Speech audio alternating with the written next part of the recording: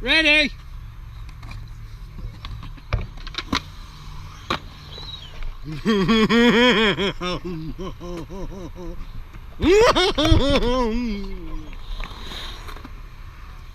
So can I just ask you a couple of questions? So, how old are you? 11. 11. And at what age did you lose your virginity? I haven't lost it yet. Oh yeah. What are you waiting for, mate?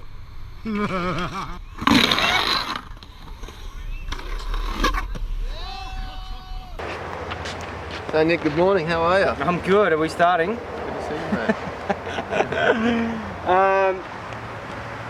Okay. So Nick, let's start at the beginning. Yes. What's your name? Name is Nick Heppenstall. When and where were you born? Because Sorry, I lied. It's actually Heppenstall. it's Heppenstall. I've seen your name spelt a number of different ways. I've seen it spelled Heppenslide, Heppenstall, Hippo, Hippenstall. Yeah. There's a few facades out there of what my actual name is, but it's actually Happening Stall. But when I was born and got christened, unfortunately, for some reason they christened me Heppenstall. Yeah, but funnily enough, it's the same last name as my dad. So it's Heppenstall. Okay. Yeah. Nice one.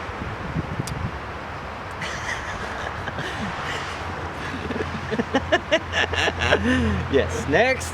Cool, man. Don't crack me up already. So, dude, you recently won the Masters at Bowlzilla. That was awesome. Tell me, what was the highlights of that comp? Look, like I said on the day, I think everybody that we'll cut that. Everyone that participated, everyone who participated, spectators, the skateboarders, the whole vibe was fantastic. I think everybody won on that day, to be honest, mate. It was just great to have a decent event at our home bowl. Like, you know, this is a tough bowl, so the guys that came and only had a couple of days here to practice and that, like, the level of skating was amazing for the amount of time that people actually had to put in. Because this is a tough bowl to come and just expect to start tearing it up. You need the lines. The tricks are hard. It's a no vert bowl, like it's pretends like it's got vert but it doesn't, so it's harder to do your tricks, and it's really challenging, and I thought that everyone skated so well and I was pumped. It was a great day. Right. Yeah. Was there any, like when you think back to it, was there any highlights that stood out to you when you think back to Bowlzilla? You think of one highlight or anything? Look, there was probably a few highlights. You know, seeing that Willy boy come over and skate the guy from America or whatever, just that style was fantastic. Look, I can't say enough about little Keegan Palmer, and that guy, he killed it, mate. He destroyed this place. That was a massive highlight. I think seeing Brian Jacobson back on the board after not really skating much at all was a massive highlight. Seeing him switch the whole place back and forward and all the way around, that was amazing. And yeah, there were definitely some highlights. Got it. Tell us, how did you get into skateboarding? What was the beginning of it all? Well, this is tough because when you get over 40, you can't remember much. But I can't actually remember starting to skate or that, you know, first time jumping on a board.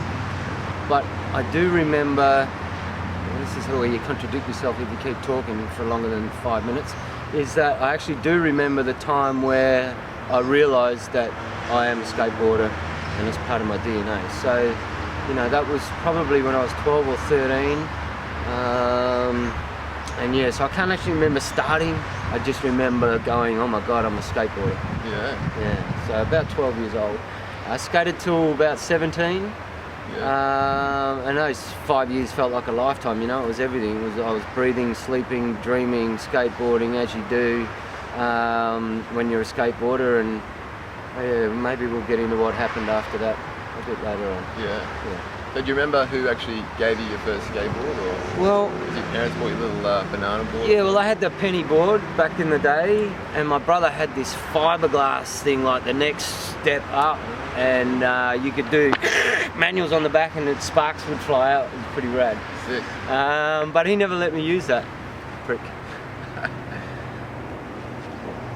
So, well then, who was your big influences when you were skateboarding, and who are your idols? Did you guys idolise stuff? Do you have posters on your wall? Or was it just a local sort of scene? Or? Yeah, well, you know, back in the 80s, because I'm pushing over 40 now, so back in the 80s, you know, we were in Perth. Perth's like its own country compared to the rest of Australia. It's that secluded and isolated to everyone else. We really, you know, the people that I was skating with, the 5 or 6 friends that I had that actually skated out of the whole friggin' WA, really, that was my inspiration. And because it wasn't that any of us was really any good or any better than each other, but each of us had a trick that the other person didn't. So there was always 5 tricks to learn. Does that make sense? So that helped us jump, because one person could do an ollie a lot better than someone else, someone could do a frontside grind better than someone else, someone could do a rock and roll better than someone else, or whatever, or somebody couldn't do it. So we always had about 5 tricks floating around for us to actually learn. Wow. So that was cool.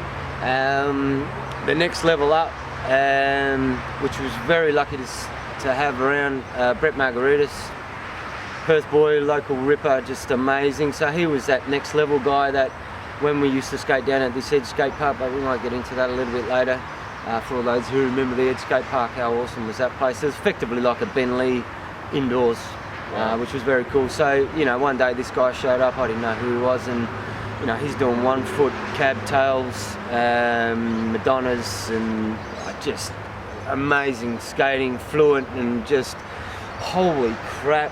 So that sort of showed us what was possible on a skateboard outside of the 3 or 4 VHS, you know, tapes that we could get our hands on. And then really effectively that's Hosoi for airs, Chris Miller for style, Kendall and Bod Boyle for the dark horses of skateboarding, the Bones Brigade as a posse, and Danny Way in Hay Street. You know, I mean, that's all we had our hands on, so that was really the inspiration for idols. So basically anyone who skated in the 80s on a VHS videotape was my idol. So skating from 12 to 17, what was the terrain that you skated? Was it just that, what's it called, the Edge skate park? So that sort of came into the scene probably 3 years in. So prior to that, it was just a local back of the grocery store, you know, and all we had had jump ramp, You Beauty, jump ramp revolution. That was fun as. It was just like that scene out of Animal Chin where they're in the in that sort of university or park with the little runway up, and they're doing the jump ramp. So that was us for a long time out the back of this grocery store, and it effectively had a 70-80 degree bank on it, about 60 metres long, probably head height, and just killer. But it gave us something to skate. You know, we could do hand plants up there and roll the board up there, and you could actually wall ride it easier than a vertical wall, obviously. But yeah, that was tough, fun stuff. You know, with all the leftover grocery food and fruit going off and stuff. But it was rad. It was just what skaters deserve. You know, crappy, dirty, scungy little area to skate. But yeah, we loved it. So you didn't actually see a vert ramp until they built this Edge skate park, and you just went in the doors and went, oh my god, here's a vert ramp, and you just don't know what happened, but just knew that I had to skate this thing, you know. Wow. So, you know, they had a wicked W ramp, like a mini ramp, so that's why I'm comfortable on mini ramps. Yeah. Because they had a really nice one there. So we'd just hit the mini ramp, then we'd hit the street section, which had like your tabletops. I don't know what you call them these days, but they're like jump ramps to jump ramps with a top on it. And yeah, so we'd hit that section, hit the mini ramp, and then hit the vert ramp. And that vert ramp was a friggin' monster, scariest thing. Still gives me nightmares. Like 12 foot high, 2 foot of vert, 20 foot wide. Wow. It had steel coping. 2 foot of vert. 2 foot of vert. Had steel coping that was pool coping, like effectively was wrapped around. And oh my god, and half of the flat on one side had whoopies. It was so scary, but I loved it. I just loved it because it scared the friggin' hell out of me. Wow. You know, and it was dusty and dirty here, and oh my god. Yeah, we had it good back then. Yeah, we had it good. But yeah, for some reason I just knew that I needed to skate that thing. Yeah. So apart from Bet Margaritas coming on the scene and blowing up for you guys, because there was a few tours in the 80s that went around Australia. Did you have any pros come out and visit WA, or was there any Well, tours yeah, that came out absolutely. with you? Not many, because like I said, Perth is its own friggin' little country over there. But I remember, because I was in with the Edge, the manager or the owner, which was the son of a parent, Brian, and he was great. He looked after me because we had to get a bus and 2 trains to get there. It took us half a day to get there. We could only go there on weekends. We'd get beaten up the whole way there, whole way back, the whole time we're there. I won't say who by, but you know who you are. And he sort of looked after us a bit, and we'd skate there after it shut and whatever. And Tony Hawk was coming to do a demo, so I was there the night before just practicing. And Tony Hawk rocked up, and I didn't even know who it was, mate. And Really? Next thing I know, this guy's dropped in, done an ollie blunt and a half cab ollie blunt. I can remember it, contradicting myself again, like it was yesterday. Like, I know how scary this ramp was, how bad that coping was, how many whoopies there was on the flat. Whoosh, ollie blunt, half cab ollie blunt, caballerial, and then he just did, out of that caballerial, he did a method fakie air over my head. And that was it. It was just, and then I remember him getting back up on the platform. He's like, "Are you skating?"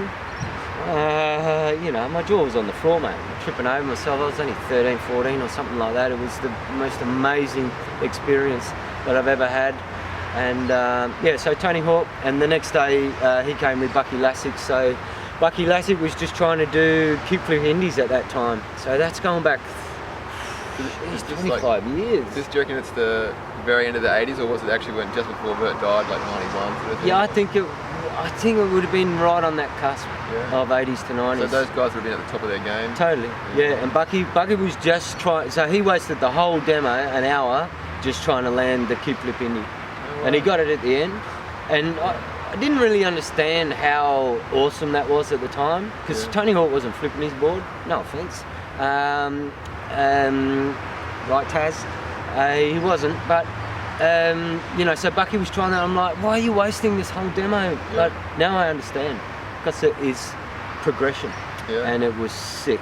And looking back on it now, it was awesome. So, quick one was at the Surf Rider ramp that I never got to skate. Thanks a lot. Which was 11 foot, 1 foot of vert, beautiful wood ramp. Which is exactly what you want. You never got to skate it. Never got to skate it. You had to know people and all that sort of stuff. And if I knew now what I should have known then I probably would have been able to get a role in it. But anyway, Chris Miller, Gator, and all that came to do a demo. So I think that was when Gator punched that little kid in the face, and I think he was going through a lot of bad stuff at that time. Yeah, so I think that was about that time. And then another time at the Edge, Tony Magnuson came, and I can't remember him coming with anyone else. I think he rocked up on by himself. Probably go really high. Yeah, he was blasting, man. Yeah. He was a little man, but he shook the ramp. He shook the ramp. Actually, Gary Valentine and Jason Ellis did a demo as well. So if you're not landing your tricks and Jason Ellis is there, watch out, because he's like, just fucking do it, mate. Because I remember saying, I've got backside disasters, but I can't land them yet. And I was just being a pussy, not bringing him in, and he told me I was a pussy, and I did the next one. You did the next one? Awesome. So where was this Edge skate park exactly? What town? It's in Fremantle. It's in Fremantle, yeah. All right. So moving on, you said you stopped skating. Correct. When you were like 17. Yes. So tell us exactly when you stopped skating and when you started again. Yes. And basically why you started again. Tell us about that story. Yeah. So the Edge skate park closed. Yeah. What year was that, you reckon? That was about when I was 17. So that's 91. Wow. There you go. Good maths. Go to school, kids. 91. So it shut down. It's like the indoor skate park here that's in Coomera. Without the scooters, it's not going to survive. Yeah. And it was the same back then, mate. There was only a handful of skaters. There wasn't many skaters. There was 2 bike riders there. There was probably 30 skaters at most at any one time. Generally only about 8 or 9. And this kid, his dad floated this thing for a long time, and it was never making money. It was never making money. So I had to, it just had to shut. So that shut down. All my other crew that I skated with surfed, and then it was just, you know, I didn't have the parents going, what are you doing? You shouldn't stop. Like, you're really good at this and blah, blah, blah, blah, blah. At the end of the day, my parents were more like, yeah, you go skate, because I didn't sort of get into too much trouble, so they were happy for me to skate. But my mum couldn't watch me. You know, she watched me like this, so it wasn't like today where you could actually make a living off it or anything either, mate. So it was like, oh yeah, he's not skating anymore, rather than going, hey, you know what, you're really good at that. You probably should keep doing that, but it's not their fault. Yeah. And yeah, so from one day being it your whole life to the next day it's gone. It's not like today where you got ramps on the side of the road and you can just go and skate anywhere, mate. There was nothing, you know. So you didn't want to go back to the behind. It would have been back to behind the grocery store. And you're like, that's it. And so that's it. You hung the board up. Hung the board up that day. Wow. And that was it. And then work life got in the way, as it does, and you start to grow up and girls start taking your interest and things like that. And you know, 10 years later I come out of a nightclub and gone, oh my God, where's my life gone? I had fun. And then, when was it? I moved here to the Gold Coast, and it was right about the time when Chappelle Corby got in trouble, because I remember I watched the X Games and I got so pumped. Wow. I couldn't believe it. I'm like, Mum, because I knew my mum was coming over to see us, and I'm like, Mum, is my skateboard still in the shed? What? And she no, said, it wasn't, was it? It was still in the shed. I said, can you bring it? Because I knew she was coming over, and you wouldn't believe it, it's got dope grip tape on it. So it's got buds all over the grip tape. So I was calling my mum Chappelle Corby or whatever, because she was actually having this dope grip tape skateboard in a luggage bag. So she brought it over for me. She brought it over. Thanks. And anyway, long story short, I jumped on the board, went down to Maddox Skate Park here, Varsity, and on the old board you used to ride. The old board I used to ride, and true to form, did a frontside disaster, snapped the board. Like, this was the first 10 minutes or something. Holy crap. Landed on my wrist, snapped the board, landed on my wrist, I can't move my hands. I'm like, I can't remember it being like this. And then I had a decision to make at that point, was like, screw this, or you know, 'cause I'm dirty odd at that time. Yeah. Anyway, I said, stuff it, let's go get a new board, let's give it a go. And yeah, I was skating down there a bit, trying to get my crap back together, and thank God for muscle memory, it sort of started coming back.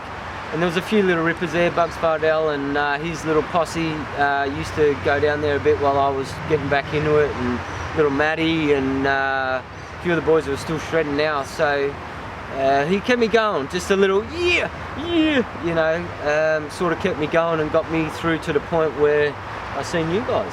Wow. Like, which was awesome. So I remember Bordy just rolling in, I didn't even know who he was, and then just did this big stand-up frontside ground around this corner, and I just went, oh yeah, sick. And then JB came up and went, here you go mate, my name's JB, how are you? And that was it, mates for life. Classic. So yeah, that was about 8 years ago. Wow. So back on the board, and here we are, mate. Awesome. Doing well, Nick. Doing very well. Thanks, mate. So 8 years later, you seem to be pushing yourself to progress. So, yeah, every time I see you skating well, you're skating better than a lot of the guys that I skate with. Oh, I appreciate that. What do you reckon gives you that drive to keep skating better and better? Like into your 40s, most guys are just chilling out, having a beer, bringing the kids up, and I hear you, so mate. What's your deep down Look, inspiration? at the end of the day, as you know, being a skater, it's just, it's brought, everything that's good in my life, it's brought to me. Wow. You know, good friends, good times. I mean, back in the day it was a bit different. It was like you see someone with a pair of Airwalks on, Bands on, or Vision streetwear on, DV8s or DV9s or whatever, it's like your brothers straight away. It's instant. Doesn't matter where you're from, who you are, what you've done, where you're at. It's, you know, you hold on to each other because you're just so too far few in between. So that was motivation back then, was just the fact that we are just this little group of 1%ers. So that was good motivation back then, and obviously seeing people like Margaritas who had the skills just to know what level you could get to, so that was always a driving force back then. Now what a driving force is pretty much exactly the same. It's having fun, beating up other having people, fun, being around the same crew. It makes you feel like a kid again, mate. I feel like I'm that 12, 13-year-old kid skating, and like I have, you know, I skate with a 12, 13-year-old now, you know, Keegan Palmer. He's like, you know, he's a phenom, mate. It's unbelievable. It is unbelievable. And he brings me up to go for a skate, and I get that giddy and excited. It's like I'm 12 years old as well again, mate. So that's motivation enough. And seeing what he's doing on a skateboard, I mean, how can you not be motivated by stuff like that? And I'm sorry to talk about it, but it is just, it's inspiring, mate. So it makes me want to just do better. And a really good example is just, sorry, technical difficulties, is yesterday. Like, we're at Salt with a little vert wall, 4-foot vert wall, and a doorway with some tight tranny and a hole through a doorway there. And little Zane frontside rocks over the doorway, so that inspired me to do it. 80 shots later and 3 beers. Yeah, got phenomenal how that panned out, but that really did. Boydie doing a backside boneless on that death wall, which is really out of his comfort zone. It was so awesome to see. So that, the people I skate with every day inspire me to be motivated, in a nutshell. I mean, it hurts a bit more now, and I've got to stretch before I skate and afterwards. Well, I've got to try to. Look, I try and look after myself as much as I can as well, outside of skating, so it's part of my lifestyle as well. So that helps get through the tougher times. I feel like I still heal fairly quick for an old dog. Yeah, you're doing well. Thanks. So tell me, what is your favourite trick to do on skateboard, and what gives you that buzz? Because I know with me, if I'm having a bad skate, I still hand plan. It's pretty. And you're happy, yeah, I hear you, mate. So what's your favourite trick, and can you give our viewers out there on the World Wide Web some tips on how to do that trick? Yeah, well, first I would say watch yourself do a frontside hand plan if you want to know how to do them. Dude, I just cannot get into that position, but you make me very happy when I see that trick. Giddy. Myself, look, I'm going to have to talk now and how I feel about my tricks that I'm doing now. And a lean air just really, I don't know, I can't describe it. When you do a nice long lofty lean air with a bit of a over the top Chris Miller style, it feels fantastic. So lean airs and the front side board slide is consuming me at the moment. I'm trying to get it everywhere and do it on anything I can, any chance I get, and that trick feels so amazing when it comes off. When you get the up and the back, it just, oh man, it's a diamond. So you've got some quick trick tips for the front side Chris Miller lean air. Can you break it down into a few things to think of? The best thing to do is don't learn it how I did. I had to battle on it. I had to do a lean air and then a front-side grab. So I had to do the lean air and then actually grab front-side because I knew I could land a front-side really? air. So you're talking to the tweak. So I did a lean air and then grabbed the front-side to actually come in. I like it. Because in my head I thought, well, I know how to come in on a front-side air. And look, the biggest problem with me is when I was growing up, I did everything backside. If I had to go front-side, I alley-ooped. So frontside stuff is a real challenge for me. So yeah, I had to learn it in stages like that until I realised the body follows the head, and you can just lean in and it'll go in. And yeah, so trick tips on that: body follows the head, lean in. Body follows the head. Yeah. So you get it up tweaked, and then you get it up tweaked, and then you bring that head around, and then it just flows in. I like it. Nice. So that's the trick tip on that. With the frontside board slide, geez, I had a real crawling effort to get there. I had to obviously learn frontside rock and rolls first, and then I was actually coming up and dropping that hand down just to get into the slide, to feel the slide, to give me the kahunas to actually put on the slide. And then when I started sliding it, then it's just all about bringing it home. Awesome.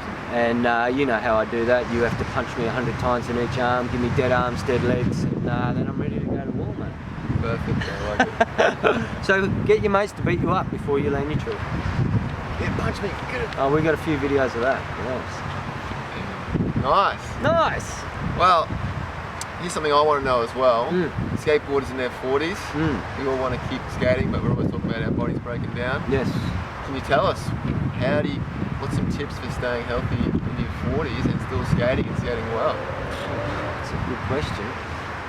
Tips to keep you skating in your 40s. I mean, you've got to be enjoying it. You're looking pretty fit. Number one, thank you. Yeah, you've got to stay. I've always strength training. Yeah, always done strength training. So, look, you know, when you're actually strength training, you do actually replenish your muscles. They rebuild and all the time, so they're effectively new muscles. So that helps. You know what I mean? That helps you continue to do what we're doing. I think now the stigma of you can't skate after 25 or whatever, or it's for kids, is gone, because we're those kids now. We're older, so we know we can keep going. And you know, you don't get old from not playing the game. You get old from, I mean, you don't get old from playing the game. You get old from stopping playing the game. So I think, you know, I've watched UFC where Randy Couture at 47 was smashing everybody up, and those things inspired me. Kelly Slater inspires me, and just to know that those guys are doing it outside of skateboarding means that we can do it here. And obviously we know the boys are all back in town on the skateboarding, the Masters doing it, and the Legends and whatnot. Yeah. So it just means you just have to keep going if you're motivated to, mate. So you've got to stay motivated, simple as that. Stay motivated. Look after yourself. Do some strength training, mate. Yeah. Even if not, do some yoga or something like that. I mean, I'm not doing yoga, but I know it's good for you. If I wasn't strength training, I'd be doing something like that. Yeah. Got it. And have a berry shake in the morning for antioxidants to get rid of the free radicals. You got to do it. Eat handfuls of spinach and eat your almonds. Perfect. Done. I like it. So tell me, we're sitting here in Eleanor Bowl. Yes. Behind the beautiful full pipe. Yes. It's a beautiful thing. Where are you skating mostly at the moment here on the Gold Coast? Because they're pretty blessed. We've got a skate park in every suburb. Yes. What are your favourite spots? Where are you skating? Look, now that I've moved from Surfers to Eleanor, obviously this bowl is consuming me at the moment because it's so easy. The lights are on, I can work, I can come here. It takes me 5 minutes to get here. So, and it's got a lot of different size training walls and whatnot, and lots of things to do. And I thought we had this place wide after a couple of years, but there's so much more to do here. So it's always keeps us going. Even when we just start trying to hit this little section here or that corner there or this one here to do something on the extension there, there's so much more for us to do. So Eleanor is definitely consuming us. And then I hit a lot of the other parks because a lot of you guys like to hit those other spots like Salt. Hump Park's a classic of mine. I love going there once every 6 years. Actually, the Edge skate ramp is just like Hump Park. This is probably why I don't like Hump Park. Yeah. So it reminds me, the whoopie's on the bloody bottom. Wow. The fact that it's got the straight corner edges for the coping, like, yeah, it's like a 12-foot one of those. So that's why it was so scary. Where else do we go? Mallowa now, 19th has been redone. It's pretty rad. Yeah. As long as people look after the coping. And we go down to Nimbin a little bit. Yeah. Yeah, we have a night out over there. Just an hour and 15 minutes away from the Gold Coast. We've got an insane bowl. Yeah. I mean, it makes it tough to go too far due to the fact that we've got Eleanor right 5 here. minutes away. Yeah, and we've got Vert up there. Yeah. Nick? Yes. Do you always wear your sunnies when you do interviews? You got me, yes I do. It's my staple, it's my thing, it's what I do. I wear sunglasses in my interviews halfway through. Got it. So how many interviews have you done? Jeez. Yeah, this would be my first interview. Alright, you got me, I'll take them all. Oh, yeah. Alright, skateboarding. Yes. Last night we had the Malmo, the Vert Attack 10. Yes. Skateboarding is evolving crazy, the street, the Vert. How do you see skateboarding evolving from here? How do I see skateboarding overall evolving from here? Yeah, pretty much. Like we had, what's that guy's name? Krieger? Just radless, padless, sick craziness, 10-foot alley-oop twists. Oh my God. He was hitting the roof. My God. Well, that's definitely one way it is evolving. I can definitely see sometime in the future an all Vert no pads skate event where you actually cannot wear pads, like they'll dedicate it to. Well, I think so. Anyway, I think it'd be a really good thing for a lot of the other guys that don't wear pads who don't quite make the cut with the guys that do wear pads. But you can't not have the guys with pads in. I just think this would be one sort of secluded event, possibly sometime in the future. But evolving is, it's ridiculous. Like, it's so hard to, it's stuntman stuff at the moment. Like, the kids on the streets are doing things that I just can't comprehend. Like, I feel like sometimes when I'm watching what's happening now, I'm a lion in the jungle with my pride, and a bunch of tourists come in on their Jeep thing with their heads out the windows and the film things and all that, and on that line just going, you know, and not even taking notice of it because it doesn't make any sense. Yeah. And that's what it feels like to me. Like the skateboarding at the moment, some of the things I see these kids doing and men doing, I can't comprehend it. It is amazing. It is it is stuntman. It is amazing. It is big risk, and I think, you know, Danny Way's proved that. It's only getting bigger and larger and bigger ramps and all the rest of it. And Bob is just, you know, it's phenom stuff. It's amazing. So all I can see it doing is becoming into an untouchable place where it is just so far beyond where we are that only the kids that are coming up are going to be able to grasp it. You know, it's going to be awesome. So when we're 65, rather than complaining at people hand-railing, you know, doing a handrail out in front of our house, we'll actually be out there egging them on. And that I'm looking forward to that. Awesome. Yeah. Awesome. It's a pretty good time to be a skateboarder. I actually feel sorry for my mates that don't skate anymore because especially on the Gold Coast, we seem to have a skate park in every suburb. Yeah. Like, guys come here and they're like, we don't have these many facilities within such a short space. So Yeah, it's very cool. skateboarding in every suburb, free lights. Yeah, it's amazing. it is. Council, well done. Gold Jim Coast and, Council and Daphne, and you know they're doing stuff, mate. You can see it happening, and it's awesome. It's a very good council to have. It's making our life a lot easier just to have these lights here. Not only does it stop vandalism and all that, and stop vandalising our skate parks, you twats. Like, we got to come here, clean it up, nearly die. I tell you, pisses me off. Yeah. But you know the cameras are up now, so things like that. Yeah, very cool. Alright, so I've got 5 quick fire questions. Yes. You can actually answer them and take as long as you want, or answer them as quick as you want. Okay. First of all, what's your favourite band? It's too embarrassing. It's too embarrassing to tell you Shit. what it is. I won't tell you. Duran Duran. Talking The Clash. Yeah, sweet. Look, I'm an 80s man. I tell you, like, I can listen to. I like stuff that makes me feel like giddy. You know what I mean? Like when I was a kid again, and I get that from the bands that I was listening to when I was skating. So Orange and all that sort of carry on. Agent Orange, yeah. Duran Duran. Let's cut that shit. Cut that out. Girls on film. Yeah, I'm a loser. Awesome. Alright, favourite food? Favourite food? Look, food to me is fuel. I use it and abuse it for what my body needs, and my staples are what I said before. It's a blueberry shake in the morning with a banana oats bran for the plumbing, the berries, and some protein in there and an egg. I just think that is one of the best starts to the day you can get. Almonds, spinach, and then everything else in between. Awesome.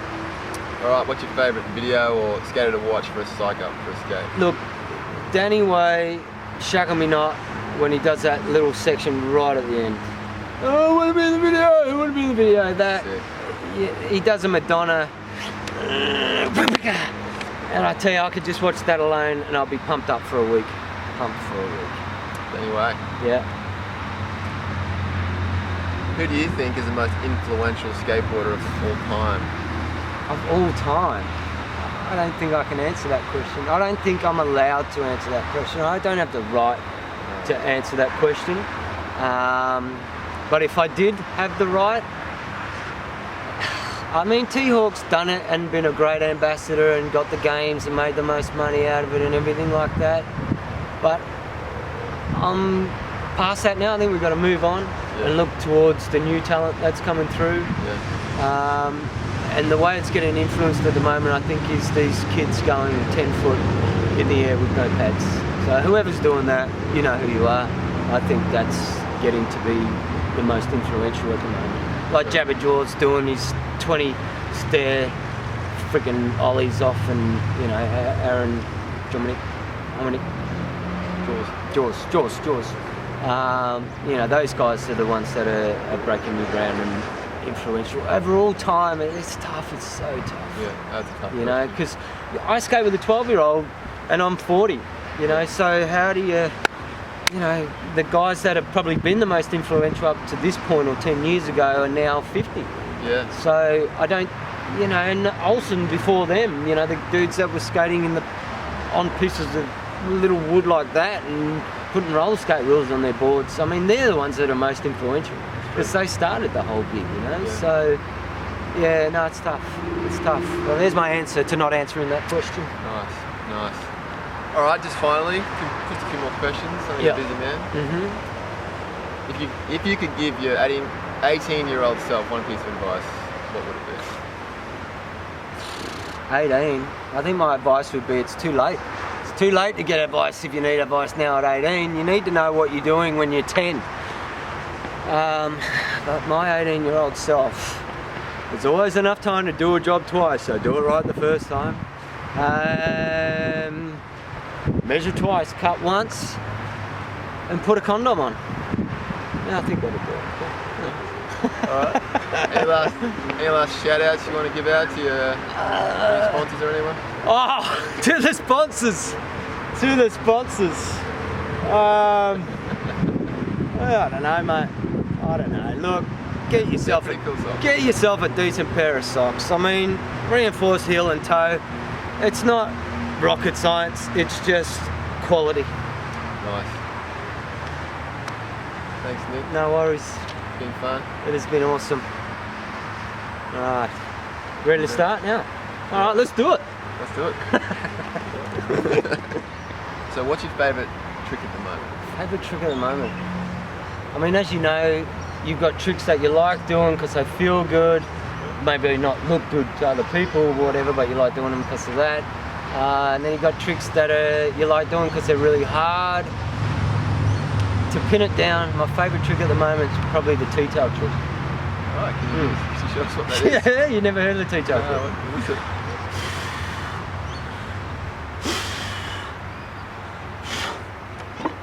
See that? It's the tea-towel trick.